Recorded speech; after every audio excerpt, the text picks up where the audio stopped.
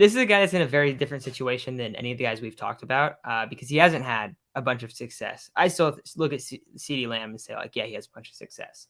Trevor Lawrence has not had much success at all. And he's a guy that has these Peyton Manning level expectations. Oh, he's one of the best prospects of all time. And people are now talking about him like he sucks.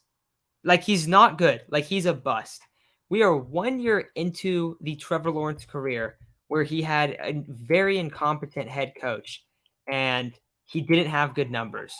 You know who else who didn't have good numbers? Basically every rookie quarterback in the history of the NFL. Almost no rookies have good numbers. And there's guys that have, made the playoffs, had success. Ben Roethlisberger, Josh Allen made the playoffs. Josh Allen still put up a terrible season, but it was not even close to where they were at as players. They were not at the level that they were even in that second year. So I'm expecting Trevor Lawrence to be a lot better. We look at the pieces around him. He's not that, like, he doesn't have that good of weapons. However, he has a lot of speed at wide receiver, and he has a really, really good running back duo. Now, James Robinson tore his Achilles. Big kind of asterisk there. Travis Etienne is also coming off of a major injury. I forget what it is. I think it was knee. But Etienne apparently looks fine. It doesn't seem like it's really affected him much. And that's a guy that's going to be able to be a receiver and a running back. He's going to line up in the slot. He's going to come out of the backfield. He's going to be huge as a security blanket for Trevor Lawrence, and he's going to be a really focal part of that offense. So you got those guys. You have Christian Kirk. Basically, I think it was every single wide receiver is like a 4.4 guy and under. Like, it's just straight speed. It's not really a good wide receiving room, but it's just a bunch of speed, a bunch of guys that, Trevor Lawrence can try to push the ball downfield. And the other thing is they're not going to be good in terms of a win-loss record because they're not good. They're a bad team. But offensively, they're going to put up numbers. So we're going to look back at Trevor Lawrence and go, oh my God, look at that jump he had from year one, from year two, when we should all be expecting the jump to happen. He's not just the run-of-the-mill draft pick. He's a generational talent, and I think we've kind of forgot that. Yeah, I love Trevor Lawrence. I think, him coming out and him going to the Jacksonville Jaguars, which is unfortunate because, again, they had Urban Meyer. And we talk about, I think the Christian Kirk deal is one of the worst deals I've ever seen in my entire life, any sport. But at the same time, he is a massive upgrade. Like, even though it's horrible, the Jacksonville Jaguars receivers last year, these were the weapons that Trevor Lawrence was rolling out with. Marvin Jones Jr., Laviska Shenault, Laquan Treadwell, who was a bust 5 years ago, I believe, I think he came out of Oklahoma. Maybe it was Ole Miss, one of those two. Total bust for the Minnesota Vikings. Dan Arnold at tight end. DJ Chark was hurt. Guess they had Tavon Austin. All of a sudden this year, it's like, okay, they actually added some guys. They added Evan Ingram, and I'm not a huge Evan Ingram fan, but I think Travis Etienne, we've talked about him in videos before. I think that's huge for him because his ability to catch the ball out of the backfield, line up in the slot, just be a playmaker all over the field, and a comfortable target for Trevor Lawrence. That is someone where, again, it's not going to be the same, but Jamar Chase and Joe Burrow. You get Joe Burrow, his guy. They drafted Travis Etienne not because he was the most needed player, but because they knew that he would be able to perform well with Trevor. Because they've done it before. They won a national championship. I believe they were together when they won the national championship. I know Trevor won the national championship. But they went out there and they know each other very well. They know each other's skill set. Now Trevor Lawrence, who has a fantastic arm, he's got mobility. Matt, you brought up that speed. Trevor Lawrence is going to make some big-time deep ball throws. Last year, there were a lot of throws that Trevor Lawrence made last year because, again, people don't watch the Jaguars. I love watching young quarterbacks. I love watching young quarterbacks that I like coming out of college. I'm sorry to Mac Jones. I didn't like you whatsoever, so I don't watch you. Trevor Lawrence was a guy that I love to watch. And he was making throws where I'm looking at it and I'm like, this dude is unbelievable. Like that's a throw. Unfortunately, the receiver sucks. And, he can't get open. But I'm watching. I'm like, yeah, this guy's going to be good. And that's very different from a lot of players where it's like, oh yeah, he ended up throwing interceptions. But that was something that we knew about him coming out of college. It was, yeah, this guy is a gunslinger. Gunslingers work when they have receivers, when they have weapons. When they don't have weapons, they're still going to fire it in there. Trevor Lawrence now has receivers, and it's like, oh, Trevor Lawrence was bad last year. He threw for 3,600 yards, which may not seem amazing. It's actually not that bad for a player in that situation with those wide receivers. And he threw a lot of picks because he's forcing the ball to, Laquan Treadwell. Like, that's not going to end well for you. Yeah. Dude, I think that the idea that Trevor Lawrence isn't good and stuff has got to be one of the most ridiculous takes out there. And it's a common thing. Like, a lot of people don't really have faith in him. He's going to be good. This happens. Like, a lot of people overreact after the rookie season for quarterbacks. And a lot of guys are just like, oh, this guy's not good. Look at Mac Jones. Mac Jones was going into, as a guy starting, the best situation, and he was the most pro-ready guy, probably outside of Lawrence. Lawrence was in the worst situation. Like, he didn't have a chance to succeed. His coach got fired in the middle of the season. It was as bad as it could have been for his rookie year, like everything around him. And of course he wasn't going to succeed, but I don't know why people put that against him. Where Mac Jones, yeah, he did what you probably were kind of expecting him to do. Like, that's what I was expecting him to do, kind of exactly what he did, and the responsibilities he had.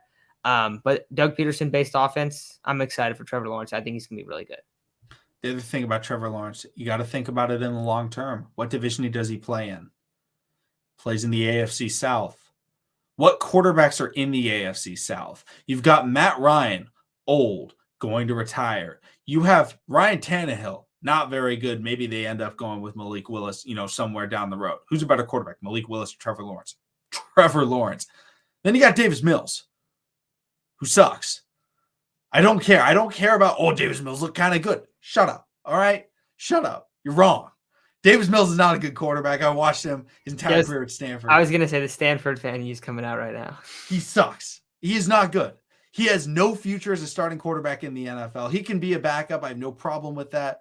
But they are starting him this year, not because they believe he's the future. They are starting him because they are tanking for most likely Bryce Young. That is the reason he's starting.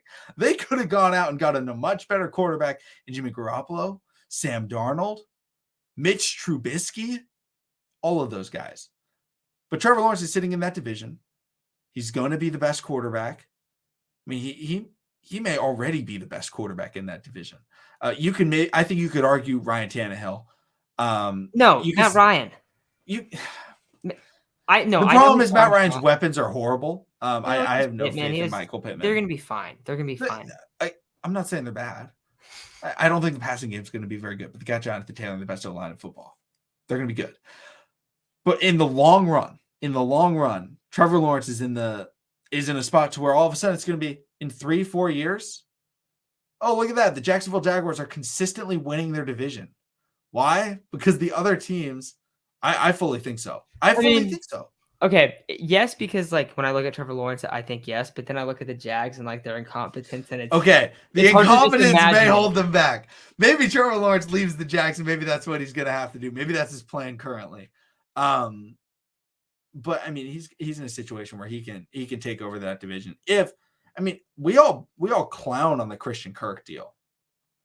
Maybe it works out. I'm not fully believing in it. He's never had a 1,000-yard season, but he's also been behind DeAndre Hopkins and a lot of other players. So maybe Christian Kirk is the guy that he needs. Maybe somebody else steps up in that receiving room. I mean, I don't know. They gave him. He basically had the worst offense in the league last year to a below average offense this year. It's not good, but it's better. Yeah. It's all you can say. Last year they got a 3% on their test. This year they scored a 45. It's still an F, but it's a much better F that was closer to passing. All right. It's better. It's a better roster for him. And hopefully because if Travis Etienne, I think that's the biggest thing. If Travis Etienne is the guy that he was out of college, this could be a pretty solid offense. Now, if he's not, because sometimes we get busts, with running backs. Also, he had the injury. If he comes in and it's he's looking like he doesn't have a huge future, he's not going to be a star, then this offense is going to really struggle. But I mean, if he comes out and it's like Alvin Kamara, or, because that's what he was kind of drafted to be like, was Alvin Kamara. Catch the ball, run the ball, use your balance, do that kind of thing. If he comes out like Alvin Kamara, it's like, we've seen what Alvin Kamara can do with bad offensive line and bad wide receivers. We've seen it the last 3 years because Michael Thomas has been hurt, basically. It's like, wow, the offense can still work if you have a running back that good. So I fully expect Trevor Lawrence. Again, Matt, I think you're right. They're not going to win a ton of games. Now, Chris Collins, okay. Anybody that watched, I believe, is the Hall of Fame game. Chris Collinsworth was saying some wild stuff. This dude, I'm watching it, and I was like, I like this Jags team. I absolutely love Travis Etienne. And he was like, I'm looking at this team, and I really think they have a Bengals, type of Leo. Like, you look at last year and the way the Bengals were able to just turn it around. And I'm watching it. I'm like, what are you talking about? He's like, the way that they drafted well, they just like totally turned it around. It was like, Jaguars kind of did the same thing. They added some offensive weapons, and I'm like, okay, Chris Collinsworth. No, it's not going to be that. They're not going to be the Cincinnati Bengals. They're not going to make the Super Bowl. But they could be competent on offense. I think they'll lose a lot of games, but they could be in a lot more games, which is a major step for them. That's the last thing I got to say on Trevor Lawrence, because Chris Collinsworth pissed me off when I was watching that. He's just like, now here's a team that I really think a lot of people are not sleeping on, because Travis Etienne and, the other additions they've made, I really think, looking at the Bengals and Joe Burrow last year, what they were able to do, that's kind of what I'm thinking will happen with the Jaguars this year, as they proceed to just get obliterated by the Raiders. And he's like, now this isn't the team that'll be going out there. They're really going to win a lot of games this year. I'm like, dude, don't get that hyped up for them.